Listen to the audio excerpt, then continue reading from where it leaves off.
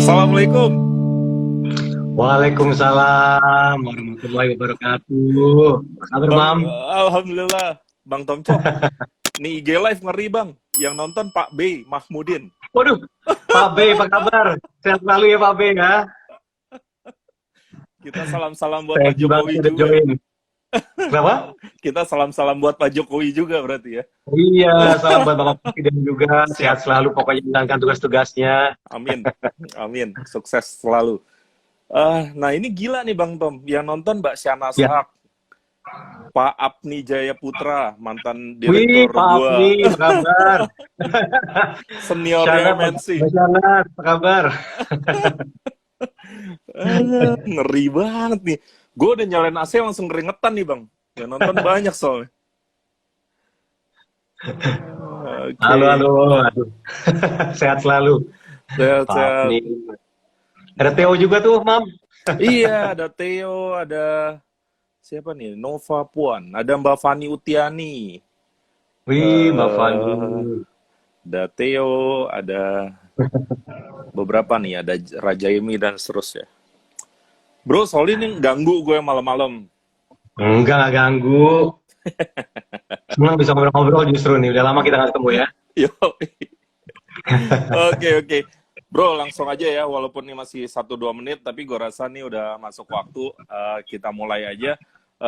Ayo, ayo. Pertama-tama gue makasih Bang Tommy udah berkenan menyempatkan waktu. Gue tahu lo sibuk banget. Sekarang lo makin tinggi kayaknya posisi. Sekarang di MNC kan bro ya? Betul, Dimensi. Wapemret atau apa ya? Takutnya salah gue. Enggak, Head of Talent di Head of Talent. Nah, Wah, gue nggak salah ngundang nih berarti ya. Peace bro. Bercanda. Bro, gue cuma pengen bilang khususnya buat Bang Tommy dan buat teman-teman sekalian, gue bikin nama IG live gue nih sebenarnya 23 corner. Kenapa 23 corner? Karena filosofinya dari 2-3 cerita selalu ada cerita pertama. Dan gue selalu membuat cerita pertama itu bridging gue masuk untuk semua teman-teman gue yang berkenan untuk masuk ke IG live. Dan kalau untuk Bang Tommy tentu yang pertama dari pertemanan gue sama Bang Tommy menurut gue adalah di Abang None Jakarta begitu ya. betul. Jadi itu bridgingnya dan gue kepengen ngulas itu sedikit sama Bang Tommy karena buat gue saat melihat lo pada saat itu, wah gila ya gue di komunitas yang keren.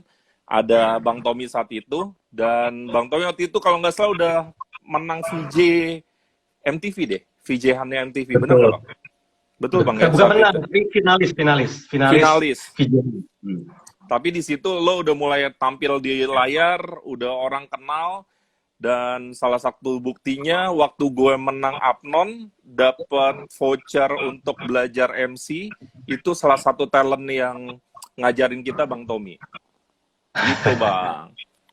Oke, Bang, gue kepengen kita mulai dari situ Bang. Gue pengen tahu, lo ini kan prestasinya banyak banget gitu ya.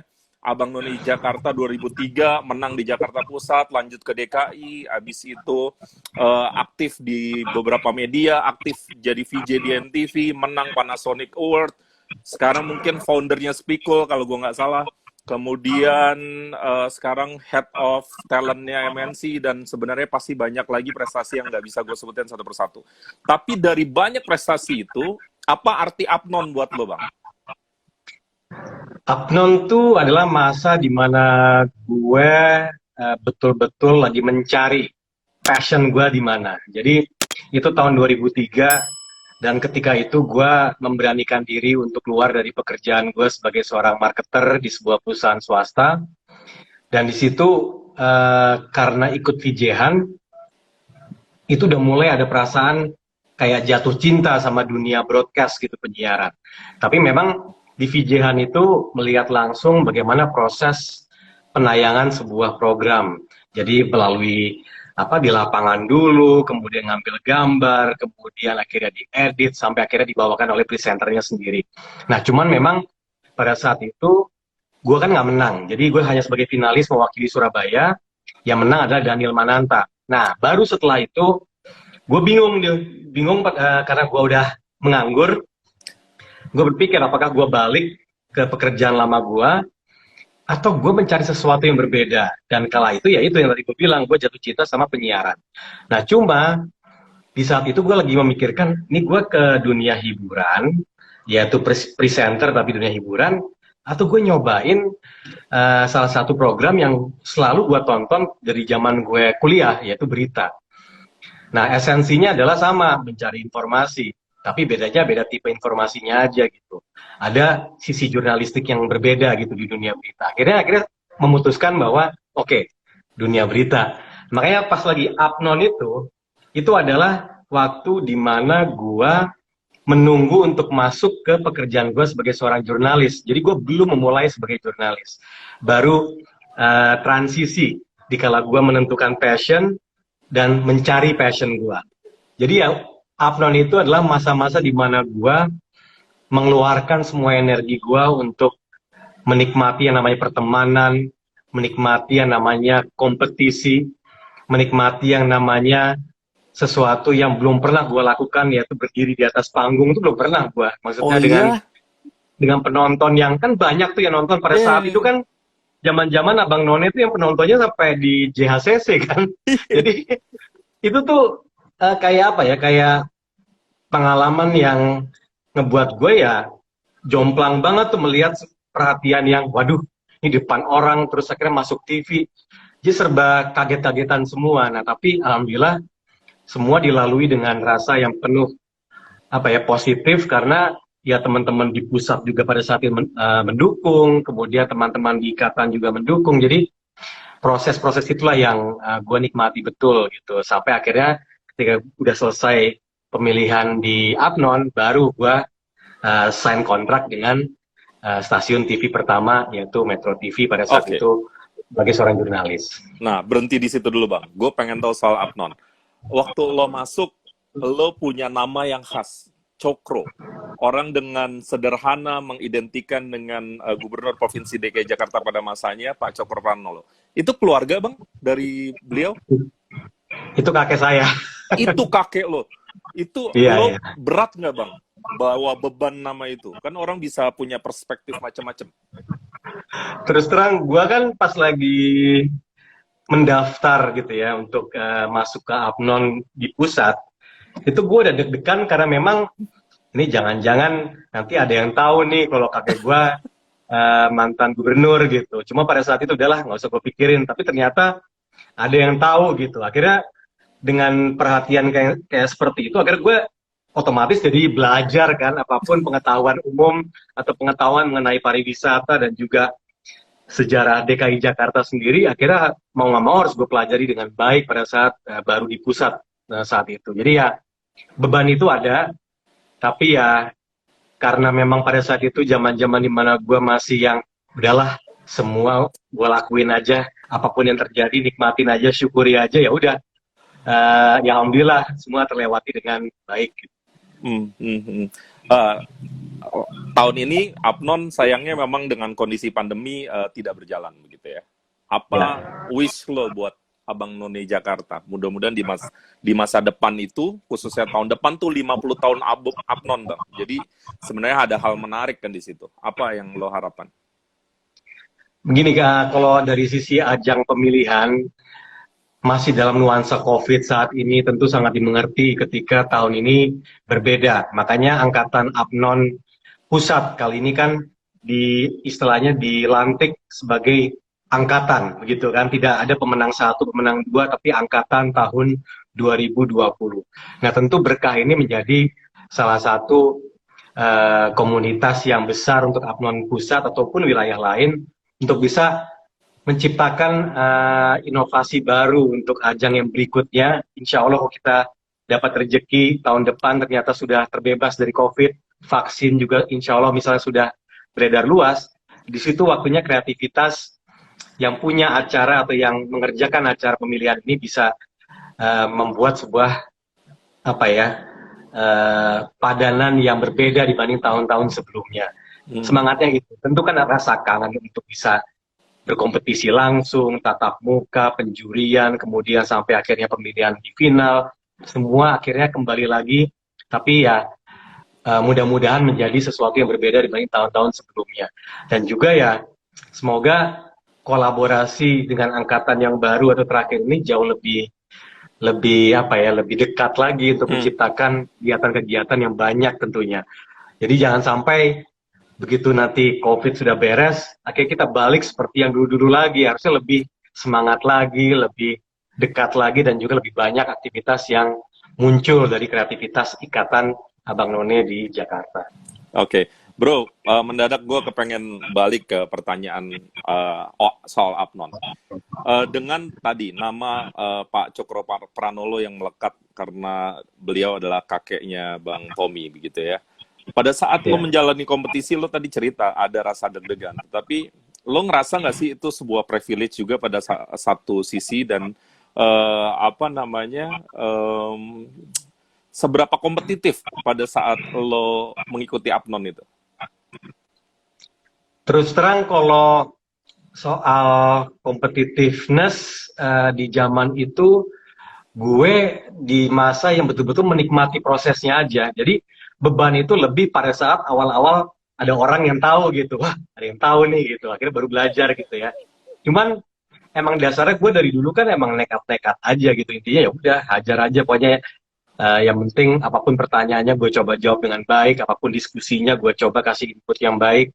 Nah, ketika itu masuk di pemilihan di DKI, jadi setelah lewat pusat, nah di situ udah nuansa ketika mengingat bahwa almarhum kakek gue ini adalah gubernur tuh pada saat angkatan atau finalis DKI berkunjung di Balai Kota. Itu ada foto-fotonya kan. Ya.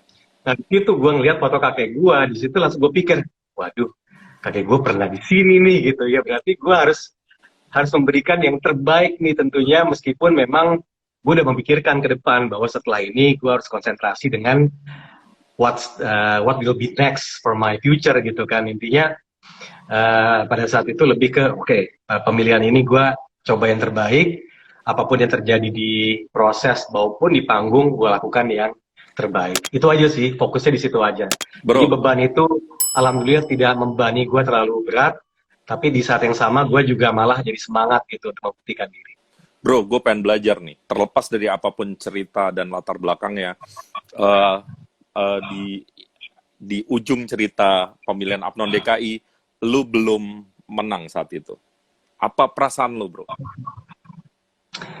Perasaan gue, ya tentu ya, pada saat nuansa kompetisi yang begitu luar biasa di saat itu, dan gue juga masih di umur-umur yang mencari-cari gitu. Jadi ketika sudah sampai di panggung, penghujung acara mulai diumumkan, tentu ada harapan-harapan, duh gue masuk yang mana nih gitu kan ya. Dan ternyata memang gue tidak menang.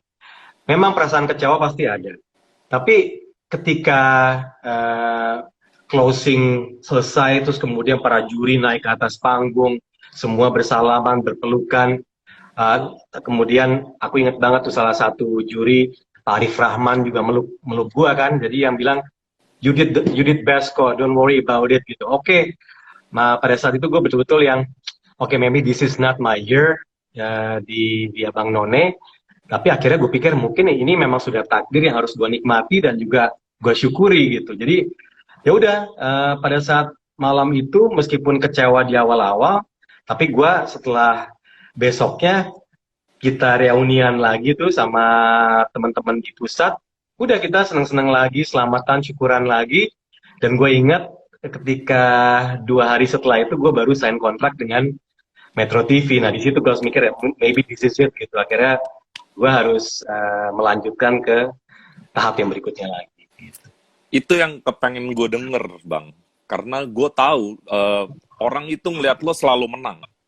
Termasuk gue lah. Gue nggak mau klaim orang lain, tapi gue ngeliat lo selalu menang, selalu keren, selalu humble sama orang. Tapi gue tahu itu semua juga bisa kejadian juga karena hal-hal yang tidak sederhana, tidak rumit. Pasti lo pernah kalah, dan gue pernah ngeliat di perjalanan lo belum menang di Abang None Jakarta, tetapi nggak merubah sama sekali karakter lo, justru memperkuat karakter lo. Jadi mungkin gue kepengen sharing ke teman-teman, Bang Tommy ini begitu gue minta tolong di IG Live, beliau tuh humble banget. Dan cerita ini nggak dari mulut gue doang, banyak orang yang pasti udah merasakan berinteraksi sama lo. Jadi gue terima kasih sekali lagi Bang Tommy udah cerita soal ini, dan mudah-mudahan ada lesson learn ya, bahwa setiap orang bisa kalah, tetapi setiap kalah itu bangkit juga penting, jangan kelamaan terpuruk, kurang lebih gitu kali Bang ya. Betul sih, karena gue selalu percaya bahwa apapun yang terjadi di hidup itu jangan selalu kita posisikan sebagai sebuah pencapaian gitu. Karena apapun itu, keberuntungan itu selalu ada di kehidupan manusia dimanapun juga gitu. Kalau memang bukan milik kita, ya memang bukan milik kita gitu. Artinya yang penting kita tiap hari selalu berusaha yang terbaik dan selalu lebih baik dari sebelumnya. Apapun itu hasilnya, yang penting nikmati aja prosesnya. Itu sih yang mahal tuh prosesnya sebenarnya. Hasil Oke. menurut aku sih kembali lagi kepada yang di atas gitu ya. Apapun yang misalnya diputuskan itu yang harus dilakukan. Gitu. Oke, Bang, sekarang gue kepengen merubah pertanyaan gue. Ya. Bang Tommy itu hampir gue rasa di sebagian besar karirnya kan di dunia jurnalisme begitu ya, kental di dunia jurnalisme. Tetapi gue ngelihat part dari diri lo itu justru di dunia yang lebih light dari itu, musik dan seterusnya. VJ MTV gue ngelihat lo sebenarnya keren. Bahkan di dalam tanda petik di belakang panggung lo tuh kayak lebih deket ke situ, ke dunia yang lebih mungkin entertaining dan seterusnya gitu. Tetapi depan panggung lo itu jauh gitu. Nah, di soal personal branding lo sebenarnya mau dikenal sebagai apa, dan seperti apa lo memposisikan dua pilar ini, bro? Gua sejak masuk sebagai seorang jurnalis di awal-awal gue hanya memberikan waktu gue hanya setahun pada saat itu. Ketika gue selesai menandatangani kontrak, gue hanya memikirkan ini gue lihat dalam waktu setahun dulu. Gitu. Kenapa setahun? Karena bagi gue itu udah cukup untuk menentukan passion gue di mana. Dan ternyata setelah setahun, gue tidak merasa bosan, gue tidak merasa kesulitan beradaptasi, gue tidak merasa sulit untuk belajar, gue tidak merasa sulit untuk mendapatkan orang-orang yang bisa membantu gue untuk bisa menambah ilmu, dan itu membuat gue tidak berasa tuh ya prosesnya dari setahun, 2 tahun, 3 tahun, sampai akhirnya gue memutuskan bahwa memang dunia jurnalistik dan juga penyiaran berita itu merupakan karir yang sesuai dengan passion gue. Tapi kalau dikaitkan tadi dengan dunia hiburan, memang gue dari zaman SMA, gue tuh selalu lekat dengan 4 hal, yaitu olahraga, gaming, film, dan musik gitu. Ah iya, Dan 4 hal ini, aktor juga lo kan? Yeah. dan Belum gue 4 sebut. ini nih emang selalu dekat dengan relaksasi gue lah intinya. Jadi sampai sekarang ketika ada kegiatan yang memang diajak karena memang berhubungan dengan teman-teman yang berada di industri itu, tiba-tiba mengajak dan memungkinkan buat gue untuk turut membantu dan berpartisipasi, ya gue ambil gitu dan gue lakukan. Contohnya kayak musik misalnya. Sampai saat ini gue punya namanya grup band yang cuma secara iseng aja latihan gitu rutin berapa bulan sekali atau sebulan sekali. Kecuali ya pandemi, kalau pandemi udah nggak mungkin lagi kita melakukan hal itu. Cuman sebelum pandemi tuh aku udah punya grup sama teman-teman yang beberapa juga jurnalis juga, dan juga teman-teman yang juga secara profesional sebagai seorang musisi. Kemudian kalau hubungan dengan acting misalnya, ya ini alhamdulillah karena ada teman-teman yang juga berkutat di dunia atau industri seni peran khususnya. Contohnya ya Maudi Kusnaidi itu sangat fokus beberapa tahun ini kan fokus di teater Abnon. dan memang ya teater Abnon, dan alhamdulillah ya memang beberapa kali gue diberikan kesempatan untuk join dan juga bintang utamanya ya, bukan hanya join ya. Bintang utamanya bukan hanya join. Itu beruntung lah, itu beruntung. Nggak tahu kenapa Maudi tiba-tiba kesambit apa atau pengen gue jadi Benyamin gitu. Ya thank you keren banget. Gila, lanjut. Jadi gitu, jadi memang itu cuma sekedar hobi, tapi kalau kembali ke pertanyaan tadi, mau dikenal sebagai image yang mana atau brandingnya apa, tentu gue tetap sampai sekarang, gue senang jika dibilang sebagai seorang jurnalis, dan sampai saat ini gue masih punya hasrat dan energi untuk terus mengembangkan program apalagi yang bisa memberikan manfaat baik buat publik gitu. Setuju sih Bang, dan lo di dunia jurnalisme menurut gue lo udah salah satu yang di top level kalau gue lihat sekarang. Benar-benar lo tekun di profesi tersebut, banyak achievement udah diraih, dan gue rasa lo mudah-mudahan akan lebih sukses lah, gue doain. Gitu. Amin. Sama-sama buat lo juga, Mam. Amin, amin. Bang, gue terus lagi ingin tahu sisi yang lain gitu ya. Belakangan lo sibuk dengan Spikul, dengan teman-teman yang keren-keren di Spikul tuh keren-keren kalau menurut gue. Produknya juga keren-keren. Ceritain soal itu Bang, kenapa tiba-tiba ada pekerjaan baru Spikul? Ini juga sesuatu yang terjadi berawal dari ngobrol doang sebenarnya. Jadi ini nih kayak ada sesuatu di belakang kepala yang terus menggelitik selama melihat dunia digital dan juga sosial media berkembang di Indonesia, yaitu soal komunikasi. Dan gue salah satu yang cukup concern lah, atau istilahnya was-was dengan perkembangan penyebaran informasi yang terjadi dan juga bagaimana publik menerima, menyebarkan dan juga menilai informasi dan juga opini mereka. Jadi hal ini nih terus bertahan di kepala gue, yang gue salurin ya lewat pekerjaan-pekerjaan gue sebagai seorang jurnalis. Nah, akhirnya ngobrol dengan salah satu sahabat, yaitu Clara Tampu Bolon, yang memang udah teman lama, sama-sama jurnalis dulunya. Clara juga dulu sempat berprofesi sebagai seorang news presenter dan juga reporter. Dan tiba-tiba selama berapa tahun udah lama ketemu ngobrol-ngobrol, dan sampai akhirnya nemu nih satu frekuensi untuk yuk kita jalan bareng-bareng untuk membuat sebuah tidak hanya komunitas tapi juga lembaga pendidikan yang bisa membantu orang-orang atau profesional untuk bisa berbicara, menyebarkan informasi dan juga menyebarkan opini mereka. Tapi harus dari kacamata kita-kita, yaitu sebagai seorang jurnalis pada saat itu. Jadi semangatnya orang media dan orang yang berkutat di dunia jurnalisme. Ya udah akhirnya ketemu sama Riri Wardani, kemudian Iman Syafei, akhirnya kami berempat akhirnya kompakan membentuk dan ngajak beberapa news presenter, kemudian juga yang pernah juga menjadi news presenter untuk gabung bersama kami sebagai trainer di Spikul. Jadi ya alhamdulillah dengan kekompakan ini akhirnya membuahkan hasil yaitu Spikul gitu. Makanya Spikul ini maksudnya satu pikul gitu, kita pikul bareng-bareng, tapi juga plesetan buat Spikul. Gitu sih, Mam. Oke, Bang, sekarang gue kepengen belajar dari lo nih. Lo kan banyak dapat achievement dalam hidup, banyak prestasi, banyak tahapan karir yang bisa dibilang lo sukses lah gitu ya.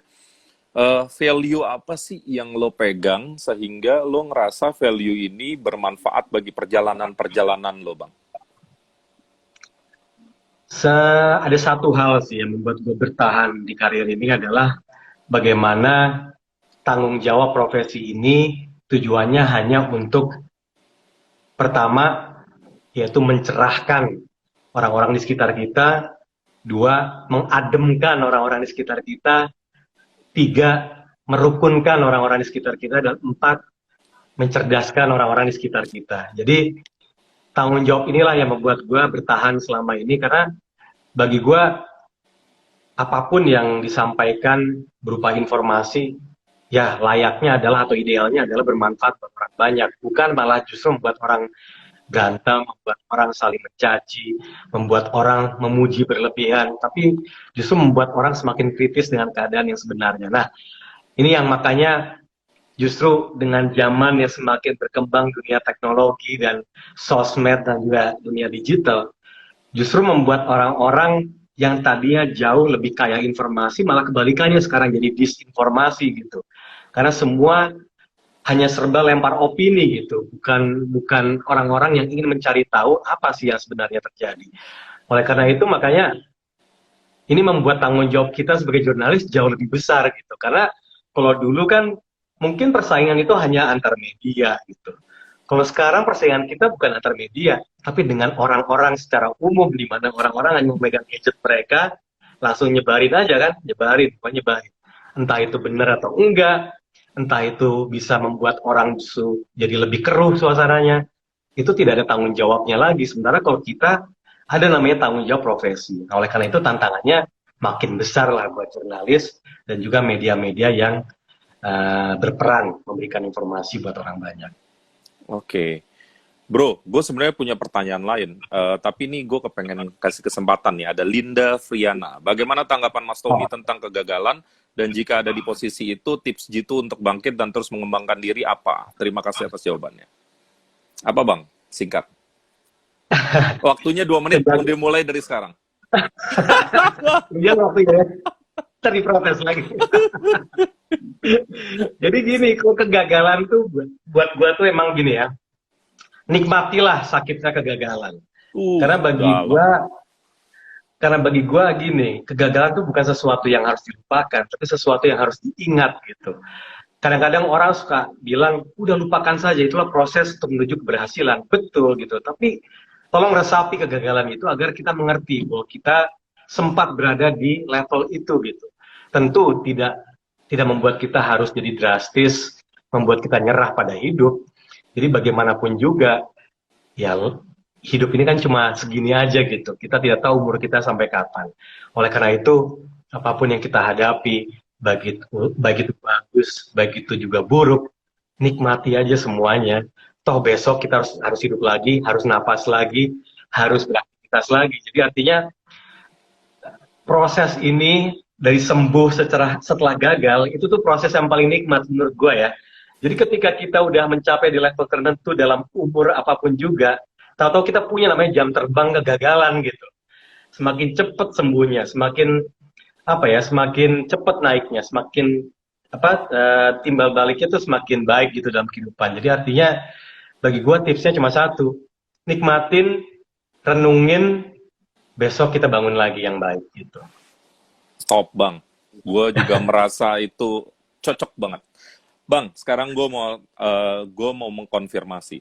Tadi Abang bilang ya, posisi Bang Tommy itu sebenarnya di depan panggung, di dunia jurnalisme, berusaha mengambil posisi menenangkan, mencerahkan, memberikan informasi yang tepat, agar tidak terjadi disinformasi dan seterusnya. Kurang lebih seperti itu kalau gue sederhanakan, mungkin tidak tepat.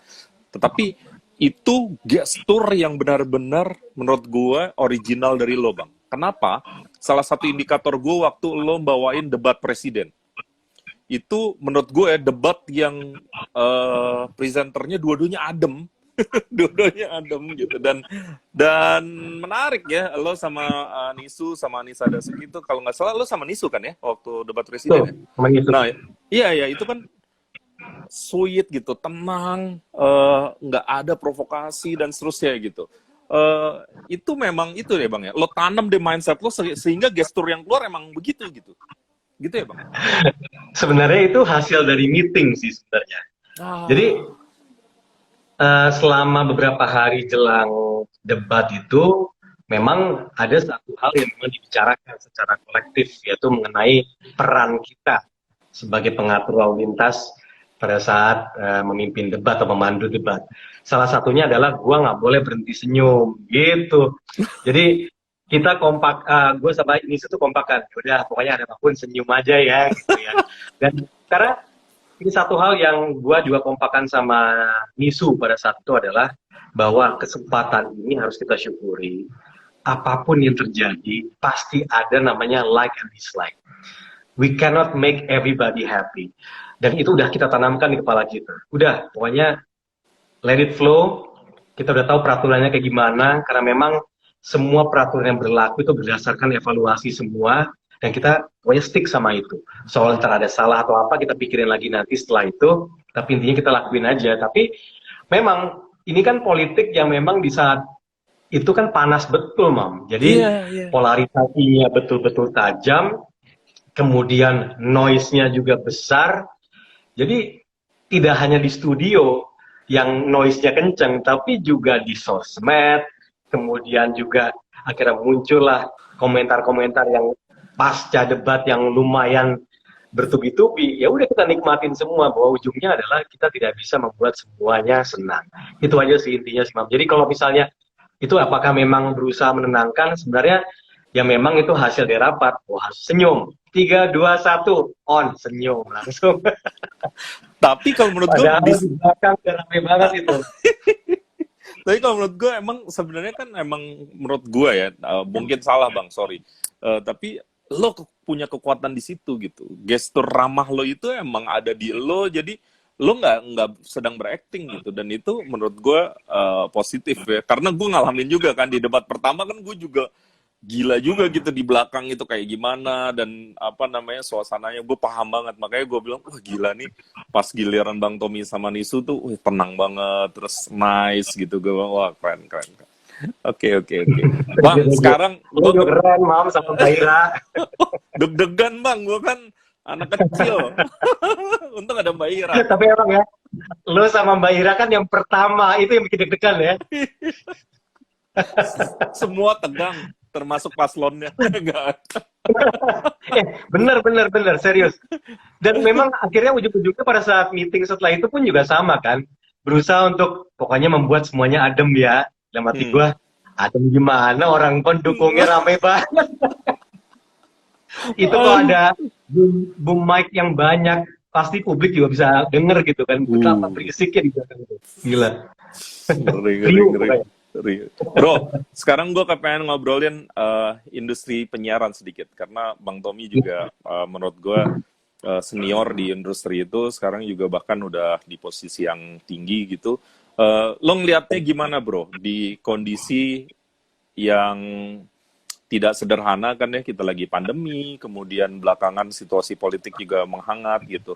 Nggak usah spesifik nggak apa-apa bro, cuman gue pengen tahu industri penyiaran perannya akan seperti apa sih kalau di kondisi kayak gini? Industri penyiaran itu sebenarnya ya, tanpa kondisi pandemi, itu yang terkena dampak cukup besar adalah dunia berita justru, Pak. Dunia news. News itu, ya itu tadi, ini nyambung sama yang tadi gue sampaikan, bagaimana dunia digital itu akhirnya membuat pasar nih berubah. Kalau dulu itu zaman kita kan analog.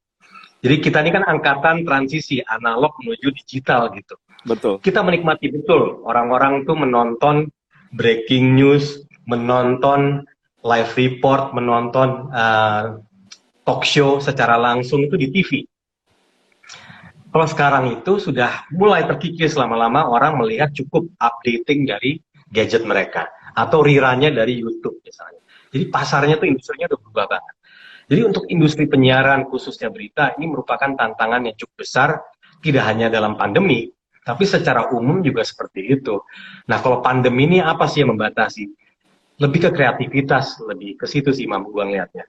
Bagaimana cara kita membuat sebuah tayangan menarik, tapi tetap memberikan value yang sesuai dengan konteks pandemi, yaitu protokol dan lain-lain. Terus terang gua melihat di luar negeri, contohnya Amerika misalnya, itu jauh lebih banyak inovasi-inovasi di layar yang terlihat tuh ketika mereka menampilkan program-program yang bernuansa ya seperti berita contohnya, tapi ada nyambungnya dengan protokol kesehatan. Bahkan acara hiburan aja di mereka tuh protokol kesehatan itu menjadi gimmick dalam tayangan-tayangan di mereka. Contoh kemarin Grammy misalnya, bagaimana itu gimmicknya ada. Meskipun ya itu harus di-challenge lagi, jumlah penontonnya banyak nggak di rumah misalnya kayak gitu. Cuman intinya adalah yaitu ketika pandemi ini adalah kreativitas yang dituntut. Karena ketika nanti pandemi sudah beres, disinilah letak ujian barunya. Kira-kira penonton Indonesia nih kayak gimana nih setelah pandemi? Apakah balik ke dulu lagi? Atau mereka masih ada keinginan untuk menonton yang tadi gue bilang, misal kayak gini nih. Apakah secara virtual kita melakukan Zoom, IG Live, itu akan terus berjalan setelah pandemi? Ini kan kita booming kan setelah pandemi nih kayak gini kan ya. Iya. Nah, makanya bahkan radio aja pernah pada zaman WFH itu betul-betul lagi kenceng banget, mereka siaran dari rumahnya masing-masing. Meskipun dengan secara teknis mereka juga mengalami masalah, tapi ujung-ujungnya mereka menikmati tuh proses itu kan, sampai akhirnya mereka sekarang di stasiun radionya tapi pakai sekat-sekat sekarang kan bedanya gitu kan, pakai sekat antara narasumber, antara penyiarnya sendiri, atau misalnya mereka pakai eh, apa namanya, face shield Spesial. gitu. Jadi ya bagi gua sih sebenarnya industri penyiaran secara umum di luar news hanya dalam hal kreativitas, tapi kalau news ini nih yang jadi tantangan besarnya kita adalah bagaimana kita bisa menjadi terdepan lagi untuk menangkal hoax, untuk menangkal disinformasi, dan juga untuk mencerahkan. Dulu tuh banyak banget namanya berita-berita in-depth. Kalau sekarang tuh jarang. Sekarang itu lebih banyak adalah sesuatu yang updating. Kejar-kejarannya sama digital, sama portal misalnya. Ini nih ujian berat sebenarnya Bener. untuk bisa mengajak semua teman-teman tuh kembali untuk yuk cari tahu nih latar belakangnya apa sih dalam sebuah isu atau misalnya permasalahan yang ada di negeri ini gitu. Jangan sampai kita beropini tanpa data, jangan sampai kita beropini tanpa melihat sejumlah sumber. Itu sih ujiannya buat media. Bro, kan sekarang mulai ada tuh ya, orang sering ngomong, gue udah nggak nonton TV lagi, misalnya kayak gitu. Terus ada juga yang searah gitu, sebangun sejalan, TV itu sunset industry di banyak negara, termasuk di Indonesia. Serunya lagi, dunia digital ini belum banyak diatur. Kalau kita ngelihat YouTube, banyak kanal-kanal seolah-olah TV berita dalam tanda petik ya di YouTube, tapi kan menariknya juga nggak diatur. Ini kan seru tuh barang ya. Kalau tiba-tiba orang switch ke situ, itu kan akan mempercepat apa namanya ya, suasana itu semakin nggak kondusif untuk ekosistem televisi. Lo punya pandangan nggak bro soal itu bro? Gini, masalahnya dengan dunia digital ini kan bagaimana keterbukaan informasi ini sangat-sangat masif gitu, lebar banget gitu. Pintu-pintunya tuh, wah udah deh, gede-gede banget semuanya. Dan digital itu kan bukan berarti hanya gadget yang kita pegang aja. Betul. Makanya kemarin kenapa eh, toko-toko televisi itu jualannya udah smart TV gitu. Karena mereka melihat yaitu transisi menuju digitalisasi. Tapi memang sampai sekarang kan aturannya itu kan masih belum keluar sebenarnya aturan digitalisasi karena memang secara infrastruktur Indonesia masih belum mumpuni dari Sabang sampai Merauke untuk bisa membuat publik tuh menikmati namanya digital di rumah-rumah mereka. Jadi ya sekarang ini kita masih bentuknya transisi, analog masih jalan, kabel masih jalan, digital pun jalan. Nah permasalahannya adalah digital itu selain e-commerce, yaitu tadi informasi, penyebaran informasi di digital itu sangat-sangat luas gitu, Mam. Makanya ketika kita nonton YouTube, apalagi kembali ke industri kita, dunia berita gitu, akhirnya sulit misal kita melihat tontonan misalnya kayak copy paste kan, apa yang kita lihat di TV, taruh aja di YouTube misalnya gitu. Belum tentu orang bisa nge-grab itu, jadi ujung-ujungnya orang hanya mencari keywordnya aja, keywordnya apa, mereka cari topiknya yang sesuai dengan programnya misalnya. Kecuali misalnya program-program khusus kayak talk show, nah itu beda lagi. Tapi kalau berita, nah ini yang harus dilakukan oleh industri pertelevisian menurut aku ya. Tentu nih banyak banget senior-senior yang misalnya masih bergabung, Pak Apni apa tuh lebih senior yang tahu nih soal industri ini. Gitu. Bagaimana untuk bisa mengawinkan kita-kita ini nih, orang-orang yang sudah berkutat di dunia jurnalistik dan juga broadcast, untuk bisa langsung beralih ke dunia digital production di dunia berita. Itu tuh sulit banget. Tantangannya memang nggak mudah karena kita bersaing dengan orang-orang individu yang hanya bermodalkan gadget ataupun ring light untuk bisa membuat sebuah konten gitu. Dan ini tantangan yang cukup masih jauh gitu gapnya buat kita. Dan gue yakin di skala jabatan struktural lo pasti barang kayak gini nih mungkin udah daily udah diobrolin ya, karena pasti kan lo detik per detik juga pasti manajemen udah ngeliat kan, wah ini ada kayak gini gitu ya. Jadi memang seru ya ke depan itu ya. Betul, karena memang sumber beritanya kan sama, tapi Iya. bentuk tayangannya ini kan beda, digital sama analog tuh beda banget gitu. Apalagi orang-orang yang misal lihat dari screen-screen yang kecil gitu, gimana cara ngebuat menarik. Makanya sekarang industri infografis, banyak tulisan yang muncul pop-up itu jauh lebih bisa dinikmati untuk digital gitu. Nah, apakah ini juga efektif buat di dunia televisi. Nah, itu yang harus kita lihat gitu, transisi atau kawinannya nih pas atau enggak. Tapi yang pasti adalah teman-teman atau profesional yang berkutat di dunia penyiaran, khususnya televisi, harus cepat-cepat banget bertransformasi sih ke digital. Karena kalau enggak, ya itu tadi, ketinggalan dan saingannya bukan sama perusahaan lain, tapi sama orang-orang atau sama individual justru akhirnya. Bro, lo kepikiran nggak sih switch ke dunia digital? Kan ada beberapa Pasti temen. lah. Gue yakin nggak hanya gue gitu, teman-teman juga semua pada pikirin, ini orang lain udah pada buat semua konten lah, kita kok belum gitu ya. Jadi itu tuh udah jadi kayak ini ya, kayak pembahasan keseharian kita gitu. Cuma memang kan repotnya karena kita masih terikat dengan rutinitas yang harus kita lakukan di kantor.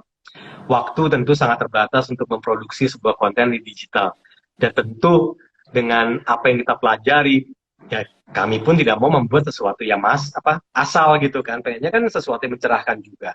Karena terus terang masih banyak kok kue untuk menghadirkan tayangan yang berisi gitu buat teman-teman di Indonesia gitu. Makanya harapannya ya mudah-mudahan ya baik lo Mam atau teman-teman kita semua pada Iya. kompakan, yuk kita buat sesuatu di digital, memperkaya industri ini dan juga memperkaya kepala teman-teman yang lain gitu. Gue Itu bukan sih. gue bukan ngeledekin lo nih bro. Gue ngelihat industri digital ini ya semenjak gue nggak di TV lagi ya, gue nyemplung ke industri itu dan makin gila gitu. Dan gue rasa ini akan semakin gila karena duit yang berputar makin nggak masuk akal.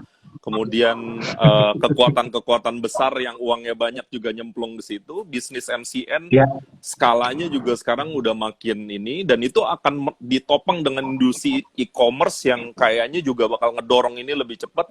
Plus aturan di industri digital itu nggak rigid, belum ketat gitu. Jadi gue betul. nggak ngebayang tuh itu gila kan ke depan itu ya. Makanya kan ada beberapa orang yang udah punya tim produksi sendiri gitu, hanya untuk membuat Eh, konten di digital gitu. Makanya gue sih betul-betul menghargai benar teman-teman yang betul-betul fokus gitu ya.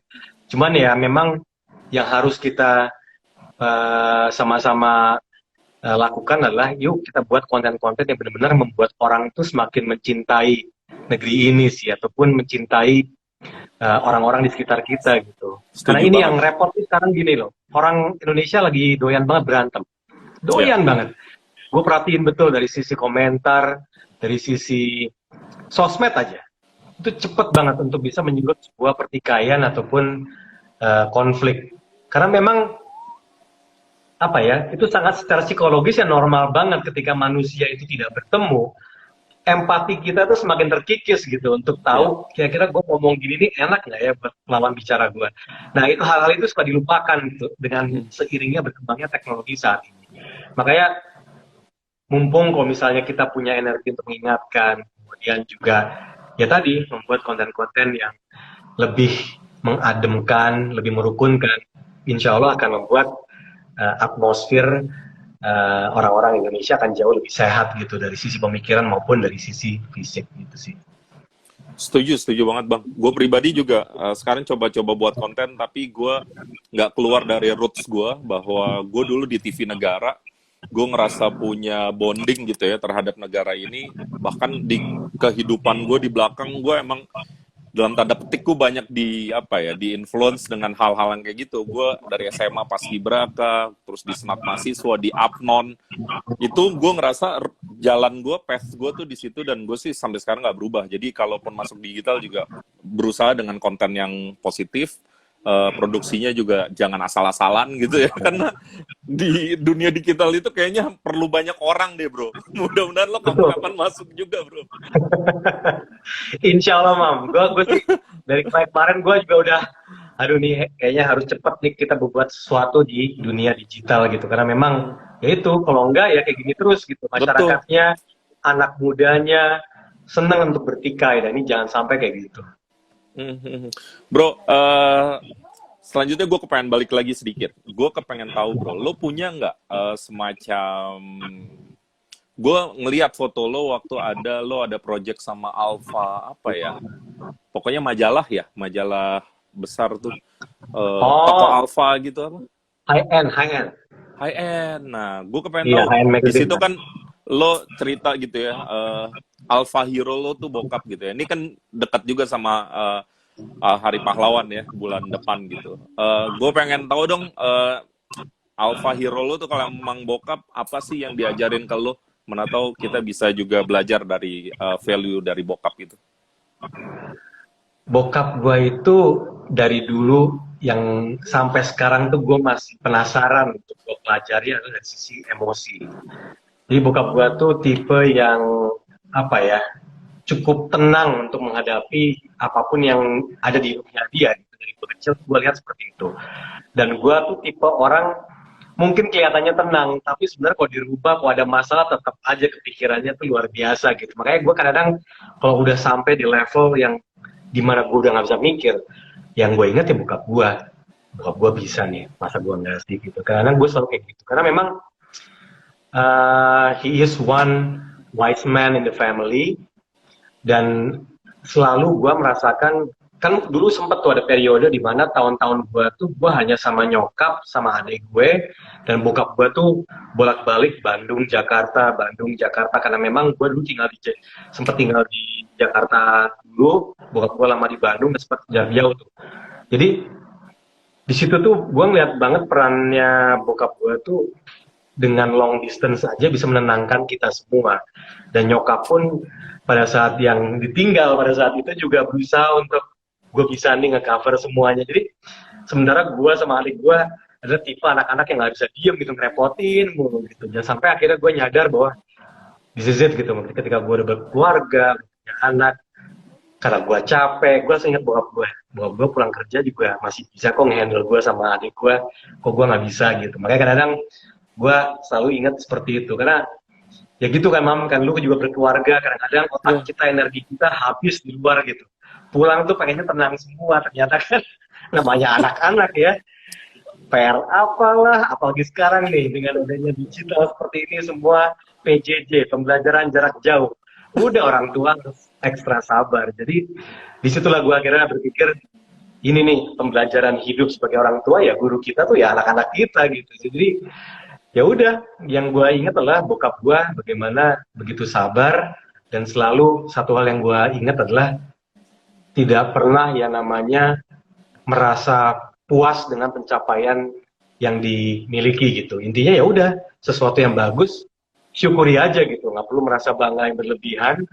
Yang penting adalah syukuri, berterima kasih dengan orang-orang yang membantu, berterima kasih kepada yang maha kuasa. Udah itu aja. Wah tuh banyak tuh, bro. Ini gue ada temen, dia valuegrapher, jadi dia suka nonton nih acara ini, dan sengaja gue minta dia nonton, mana tau nanti dia bisa nulis-nulis. Oh. Bro, kalau di karir bro, siapa yang menginspirasi lo? Bisa siapapun, bisa di karir apapun. Gue nih dalam talk show ini aja kali ya, karena lewat di kepala gue muncul satu nama. Yaitu ada namanya satu news anchor, itu CNN, ini dia orang Inggris, namanya Richard Quest. Jadi dia ini salah satu news presenter yang menurut gua, kalau untuk ukuran orang Indonesia, bukan tipe orang yang sebenarnya kalau di layar tuh kelihatan keren gitu, enggak gitu. Tapi ketika dia muncul, apapun yang dia lakukan tuh mencerahkan kita semua. Karena Richard Quest ini adalah salah satu news anchor yang fokusnya di dunia ekonomi, dunia keuangan. Jadi sesuatu yang jauh kesannya dari publik, sama dia dideketin tuh. Karena memang mimpi jurnalis adalah mendekatkan informasi itu nyampe ke publik. Nah, ini yang dilakukan oleh Richard Quest. Dari gaya gesture-nya, dari gaya in-depth stories-nya, pemaparannya tentang industri apapun di dunia keuangan dan ekonomi itu berhasil oleh dia dijabarkan dengan baik. Jadi ya di luar misalnya kelakuannya, di luar pekerjaannya ada masalah gitu, dia ini kan salah satu yang juga ada kasus juga tuh. Tapi intinya di layar itu dia betul-betul memberikan performa yang menurut gue prima dan juga mencerahkan orang yang nonton. Itu sih yang gue suka dari dia. Kalau Cuomo, CNN apa Andrew Cuomo ya, yang CNN juga tuh, yang dulu Our Morning Show, terus sekarang punya program di Prime-nya CNN juga keren. Pernah nonton nggak? Yang mana Mam? Andrew Cuomo apa ya? Kan Andrew Cuomo ya? Ya, ya, yang gue tahu. saudaranya wali kota New York, itu keren juga gak menurut lo? Ya, ya, ya. I know, iya, itu Iya, keren tuh. iya, Ini iya. CNN tuh emang banyak-banyak yang bagus-bagus. Bahkan Fox juga ada beberapa ada yang bagus kok. Mhm. Tapi memang gua sejak menonton berita televisi yang fokus di ekonomi, akhirnya gua menilai ini nih salah satu aspek atau sektor informasi yang kesannya sulit dimengerti, tapi ternyata jauh lebih dekat berpengaruh dalam kehidupan manusia sebenarnya. Dan Itu akhirnya kenapa lo pernah di Bloomberg ya? ya, itu alasan gue kenapa ke situ tuh pada saat itu karena gue belajar bagaimana membumikan informasi yang pertama kemungkinan besar membosankan, kedua visualnya juga susah, ketiga angka-angka semua tuh isinya. Jadi makanya gue akhirnya ke sekolah lagi di situ sampai akhirnya gue mengerti bahwa ini sebenarnya sesuatu yang penting yang mungkin awal-awalnya berat untuk dimengerti, tapi lama-lama kita konsisten memberikan pencerahan, kita bisa membuat orang-orang mengerti bahwa ini loh, ada beberapa industri yang masih bisa dimanfaatkan.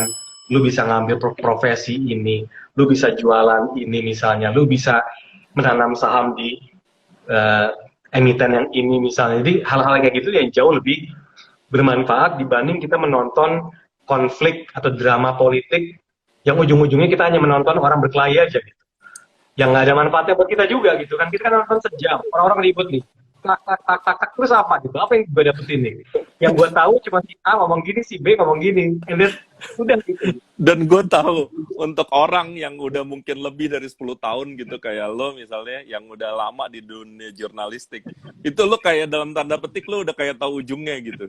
Jadi menurut lo ini buang-buang waktu. Ujung-ujungnya gue udah tahu nih pasti begini, pasti begitu. Ini relasinya begini, nih relasinya begitu. Kayak gitu kayak Tom.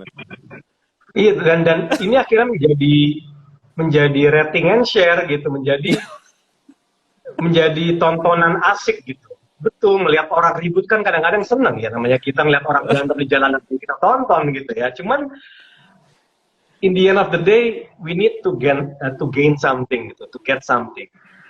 Jadi ya mudah-mudahan kita nggak boleh nyerah gitu untuk terus memberikan namanya pencerahan sampai akhirnya memang secara kultur manusia Indonesia itu menuntut kejelasan, gitu, menuntut kinerja, menuntut namanya hasil.